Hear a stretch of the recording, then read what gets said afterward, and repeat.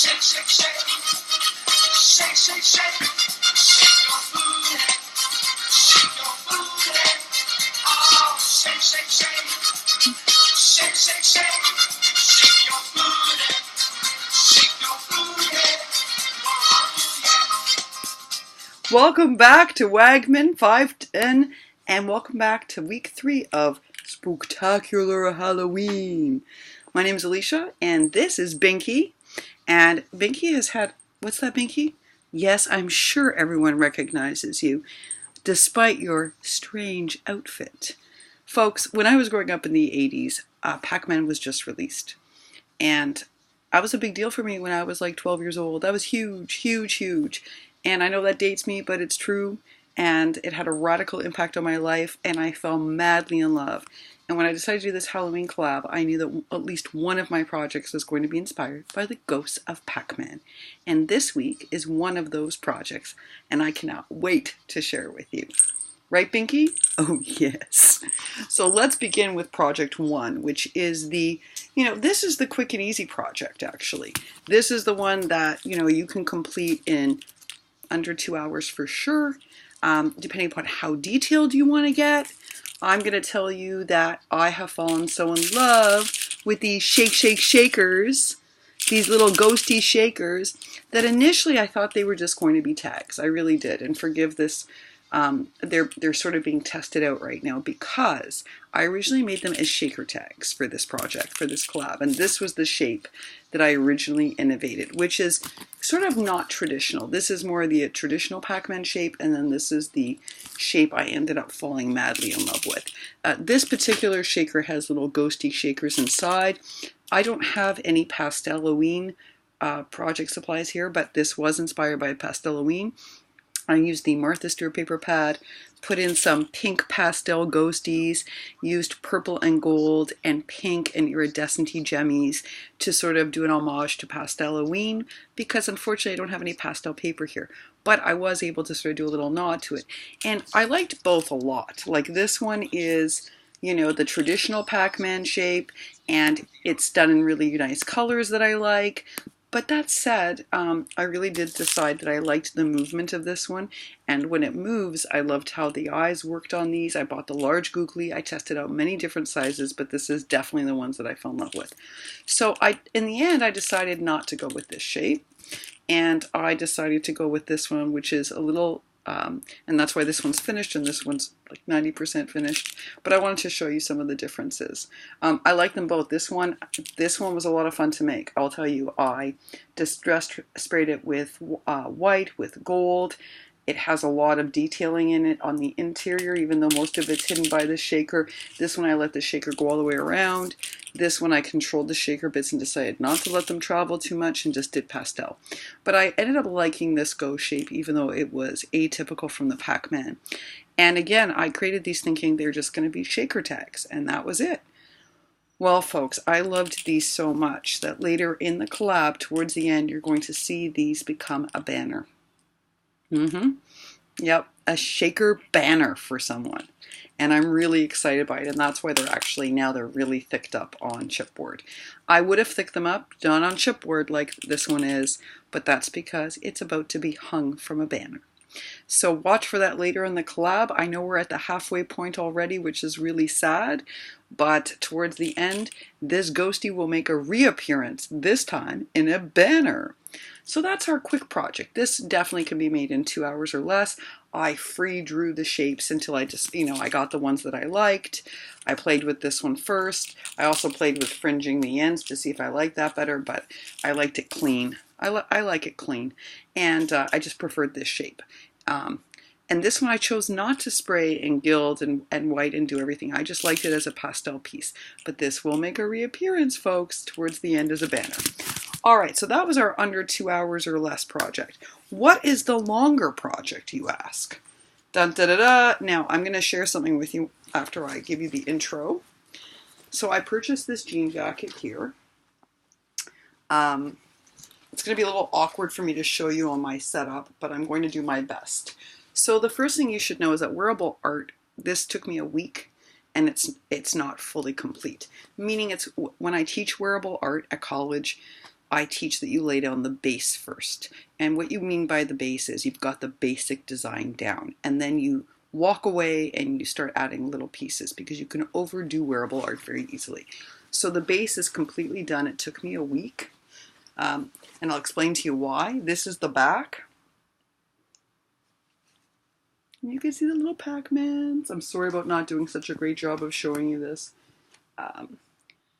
So that's the back. And then the front looks like this so far.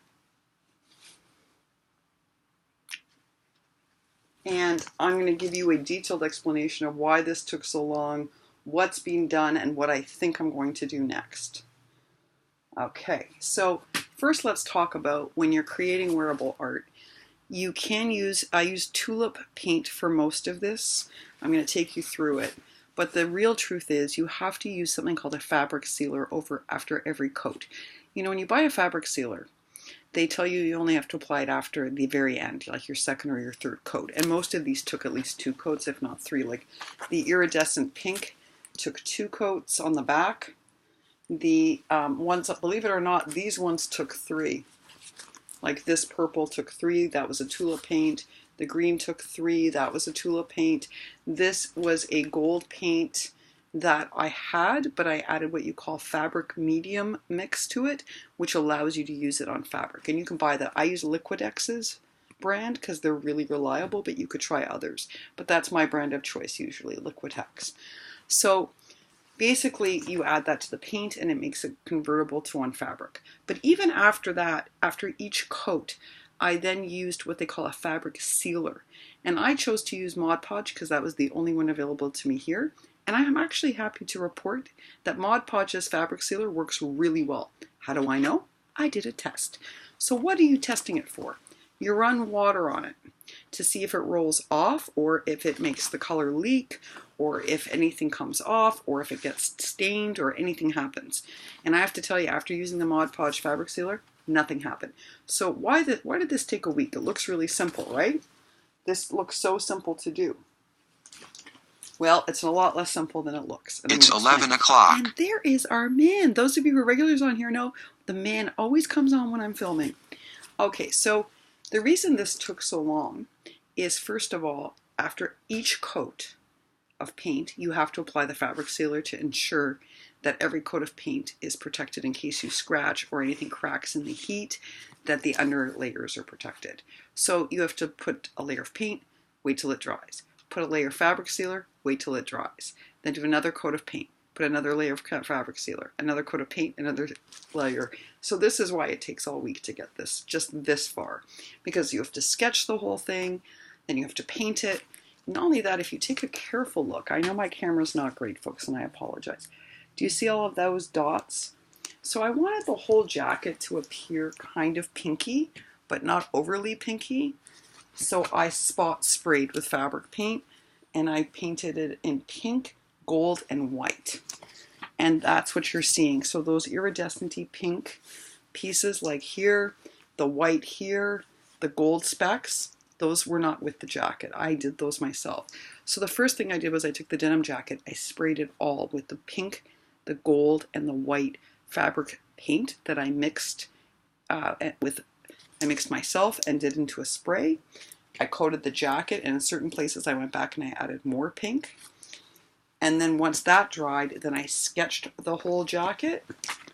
Then I painted each layer, and then I sealed it, and then I went back and I added googly eyes. Now if you notice, I only did it on one. That's because when I did the test, it was too much with each guy having their eyes. It took away from it instead of adding to it. And then these jemmies actually were sent to me by my friend Alicia Loveletter Generation. And I love them. And I knew I was going to use them in this jacket. Which is funny because they're meant for paper crafting, but you can use another kind of seal to make sure that they stick to the fabric. I actually sealed these on with EC6000, then I put a seal over top. And as you can see, it didn't even dim the sparkle sparkle. So on the buttons, I didn't add any googly eyes because I didn't want any interference when I do up the jacket. And then on the back, I added the big googly eyes but I chose not to add any here because when I did a test, it took away from the big googly eyes. And on the front, I added googly eyes only on one of them, on each side. Now, what you may not be able to tell also on this camera is that along all the seams, I distressed pink stained. So you can see up now, you can see it. See up close? So wherever there was like a natural ridge in the fabric, I went along it with a pink stain, which was basically dye and then also iridescent medium that I mixed into the dye and applied. And that's how you get this sort of, it looks like it's worn pearlized pink, but actually it's actually a mechanism. It's actually a dye and iridescent medium. And I did that everywhere where there was a seam on the jacket. So pockets, you can see it here. You can see it at the bottom on the band of the jacket. I did it there. I distress stained it all the way along the bottom. So the overall effect when you look at it is that you have to come up close to realize the whole jacket's kind of iridescent-y. But from far away, it just looks like it's a really worn, cool pink jacket. But actually, it was a brand new jean jacket that I just distressed, painted. And now underneath, I like surprises with wearable art. So when this is down, you can't see that the under is gold. And I'm going to write something here, but I'm not sure. I haven't decided yet what. So this is the base project. This did take a full week to do. And on the last day of the collab, I'll reveal the final, which will have a few more details added to it. But not tons more, just a few more. Now I have 2 more quick bonus shares with you. You know I always like to do a bonus share. Well, since this is Shake, Shake, Shake week, I wanted to make a little Halloween globe. And this is a sequins globe. And basically this is one of those balls that you can get at a Michael's or a Hobby Lobby or a Joann's. Here I was able to get one with a little holder, which was really nice. I tried this out many different ways here. Now, you may want to do this differently. In the end, I preferred it clean, which really surprised me. Because any of you who know me well know I'm a messy, I like a lot going on, I'm not judicious, but I really wanted to do Hey Pumpkin by Crate Paper because that's what you'll be seeing the next time you see my videos. And as a transition to Hey Pumpkin, I wanted to feature it. Well, I tried all sorts of things in here. And the truth is, I liked this best with just the house. Not a witch, I just liked the little spider up top. I added skeletons, I added all sorts of things, and I took them all out, folks. So this is just a shaker globe. This is literally a half-an-hour project for you to do. I did on the back add some little bit of like frosty pull-apart pink batten cotton, and I added a whole bunch of shaker mixes to match the colors of the collection. But basically, this is just a piece from the collection, fussy cut up from the paper pad, propped up on a little bit of extra chipboard under just at the bottom to give it some sturdiness, glued in, and a bunch of sequins mixed up. This I both gilded and distressed. Then I took a spider and I distressed that. And I think when I send this to whoever I'm going to send this to, I will add a ribbon. I couldn't decide if I wanted to ribbon it or not, or if that ruined the effect, but I think now looking at it on the camera, that's what I'm going to do. This is a 15-minute project, folks, and so much fun. Now here I don't have access to things like those Tim Holtz bones. They'd be really fun in one of these. Really fun. So if you have access to Tim Holtz bones or anything like that, those little bones, this is such a great project idea. So there's another shake, shake, shake, shake your booty. And I've got one more. So I found these weird syringes at my local dollar store. Very creepy. I know that they sell syringes at the dollar store. Oh yes, this was actually under $1. So I bought it. And I had a really hard time getting the label off. There was one of those giant, labels that come on our stuff. And here we don't have Gooby Gone. So I had to soak it and scrub it and then scrape it, but I got it done. And then what I did was I just plugged the top with EC6000 and it's invisible. You can't tell I plugged it. And then I filled it with sequins mix. So there's another shake, shake, shake, and I'm going to send some Happy Mail with sequins mix in a syringe. Now again, I tried it with all sorts of things. I tried it with things on top of it. I tried it with ribbon. I was all too busy. I think what I might do now, having tried all of those, is I think what I'm going to do is attach just a little poison label, and that's it. And that, folks, okay, if you don't have to scrub off the label, this is a 5-minute project. So a 5-minute project? How cool is it, though, to send a shaker mix in a needle for Halloween? So that's a 5-minute project. A 15-minute project. Hey, pumpkin! And our under 2-hour project. Shake, shake, shake. Shake, shake, shake. Shake your booty. Or a week-long project. A labor of love. And that, folks, is the end of this week. Now, next week, I'm going to be taking a break. I know Binky's not very happy about it. Binky's just getting used to Binky's new look. Oh, yes. I'm going to be taking a little break because I'm going to be traveling, and I'm uncertain. What if there are any flight delays or anything? I won't be able to add all the links and do all of that sort of thing potentially in time for Michelle's deadline. And I want to be respectful of that. So I'm going to take a break from next week. I will see you the week after, and we will be doing Hey Pumpkin! Hey! Thank you so much for spending time with me once again. I so appreciate it. Please make sure to check out all of the other participants in this. They're fabulous and oh so creative. Oh so creative. And their projects have been fantastic thus far. The links are down below. And again, thanks again for coming by, checking out my projects. If you have any questions, please leave them down below and I will get back to you as soon as I can. Thanks, y'all. Have a good night.